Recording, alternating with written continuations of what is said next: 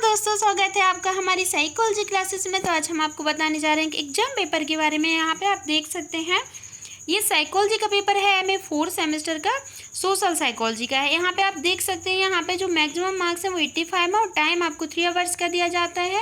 अब देखते हैं यहाँ पे सेक्शन ए में कैसे क्वेश्चन पूछे गए, शॉर्ट आंसर टाइप क्वेश्चन पूछे गए हैं। ठीक है, इसी तरह से आपको सेक्शन बी मिलेगा जिसमें आपको लॉन्ग आंसर टाइप क्वेश्चन पूछे जाएंगे। लॉन्ग आंसर टाइप क्वेश्चन को दीर्घ उत्तरीय प्रश्न कहा जाता है और शॉर्ट आंसर टाइप क्वेश्चन को लघु उत्तरीय प्रश्न कहा जाता है। ठीक है, अब यहाँ पे जो राइट साइड में आप देख रहे हैं 5 × 5 = 25 लिखा हुआ है, वो इसलिए लिखा हुआ है क्योंकि जो 25 है आपका 5 मार्क्स का एक क्वेश्चन है। ठीक है, तो 5 मार्क्स का एक क्वेश्चन है तो आपको 5 क्वेश्चन के आंसर देने हैं, तो इसलिए आपके कितने मार्क्स हो गए, टोटल मार्क्स जो है वो आपके हो गए 25। ठीक है, यहाँ पे आप देख सकते हैं पहला क्वेश्चन है मनोवृत्ति की प्रकृति को समझाइए। इसके बाद आप अथवा में देख सकते हैं, अथवा में क्वेश्चन लिखा हुआ है अभिवृत्ति मापन से क्या तात्पर्य है। ठीक है, what do you mean bye attitude measurement. अब आप देख सकते हैं 21 सेकेंड से क्वेश्चन पूछा गया है अंतः समूह संबंध क्या है, what is inter group relation. ठीक है, इसके बाद अथवा में क्वेश्चन पूछा गया है पूर्वाग्रह को परिभाषित कीजिए। ओके, अब आप आते हैं यूनिट 3 पे। तो यूनिट 3 से देख सकते हैं कौन सा क्वेश्चन पूछा गया है। यूनिट 3 से क्वेश्चन पूछा गया है सामाजिक प्रेरक से क्या तात्पर्य है, what do you mean by social motives. अब यहाँ पे आपका जो अथवा वाला क्वेश्चन है वो कौन सा है, देखते हैं संबंधन के प्रेरक को समझाइए। अब आपका आता है यूनिट 4। यूनिट 4 से जो क्वेश्चन पूछा गया है वो व्यक्ति प्रत्यक्षीकरण से क्या अभिप्राय है। अथवा में आपका क्वेश्चन पूछा गया है गुणारोपण क्या है। अब आप आते हैं यूनिट 5 पे। तो यूनिट 5 से आप देख सकते हैं वाचिक और अवाचिक संचार में अंतर स्पष्ट कीजिए। ठीक है, अंतर स्पष्ट कीजिए। अब यहाँ पे देखो अथवा में कौन सा क्वेश्चन पूछा गया है, अथवा में पूछा गया है जनसंचार माध्यमों की भूमिका बताइए, explain role of mass media. ठीक है, यहाँ पे आपके ये जो 5 क्वेश्चन थे वो कौन से थे, आपके शॉर्ट आंसर टाइप क्वेश्चन थे जिन्हें लघु उत्तरीय प्रश्न कहा जाता है। ठीक है, तो ये प्रत्येक प्रश्न आपका 5 अंक का था और जो अथवा में प्रश्न दिए गए इन दोनों प्रश्नों में से आपको किसी एक प्रश्न का ही उत्तर देना होता है। ठीक है, अब आप देख सकते हैं सेकेंड, अब यहाँ पे देखिए सेक्शन बी। ठीक है, जो आपकी देखो सेक्शन बी है वो दीर्घ उत्तरीय प्रश्न है इसमें और लॉन्ग आंसर टाइप क्वेश्चन कहा जाता है ना।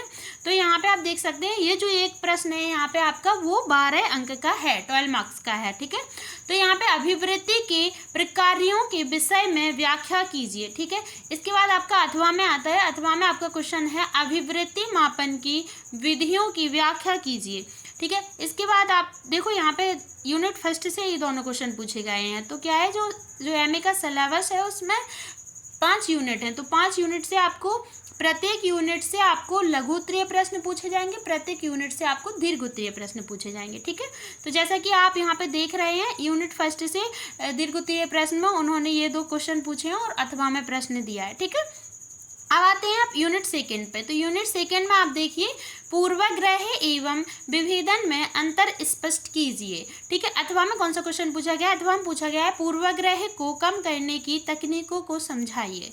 इसके बाद अब आप देख सकते हैं इकाई 3। तो इकाई 3 में आप देख सकते हैं इकाई 3 में कौन सा क्वेश्चन पूछा गया है, इकाई 3 में पूछा गया है समुचित उदाहरणों की सहायता से अनुमोदन प्रेरक की व्याख्या कीजिए।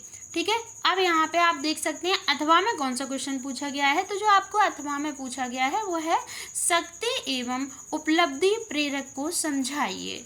ठीक है, discuss power and achievement motive.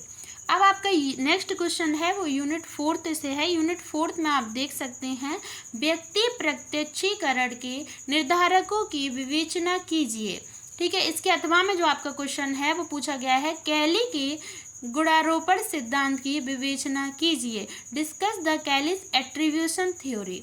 अब यहाँ पे आपका जो यूनिट 5 है, तो यूनिट 5 से क्या है आपको इस एग्जाम पेपर का लास्ट क्वेश्चन पूछा गया है जो कि आपका लॉन्ग आंसर टाइप क्वेश्चन है। ठीक है, तो यहाँ पे हम आपको जो लास्ट क्वेश्चन है वो बताते हैं क्या है, अनुनयात्मक संचार को प्रभावित करने वाले कारकों की विवेचना कीजिए। ठीक है, इसके अथवा में कौन सा क्वेश्चन पूछा गया है, अथवा में पूछा गया है explain non verbal communication in detail, अवाचिक संचार को सविस्तार समझाइए। ठीक है। तो यहाँ पे क्या है, हमने आपको जो एग्ज़ाम पेपर के क्वेश्चन थे वो मैंने आपको रीड करके बता दिए हैं।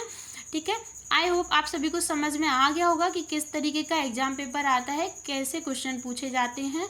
ठीक है, लघु उत्तरीय प्रश्न कितने पूछे जाते हैं, दीर्घ उत्तरीय प्रश्न कितने पूछे जाते हैं, और कौन सा प्रश्न कितने अंक का होता है। ठीक है, तो यहाँ पे मैंने आपको ये सारी जानकारी दी है, और जो मेरी चैनल में आप देख सकते हैं और भी एग्ज़ाम पेपर अपलोड हैं, उनमें आप देख सकते हैं सभी एग्ज़ाम पेपर में अलग अलग तरह के क्वेश्चन पूछे जाते हैं, और क्या है कि उनमें जो मार्किंग होती है वो लगभग सेम ही रहती है।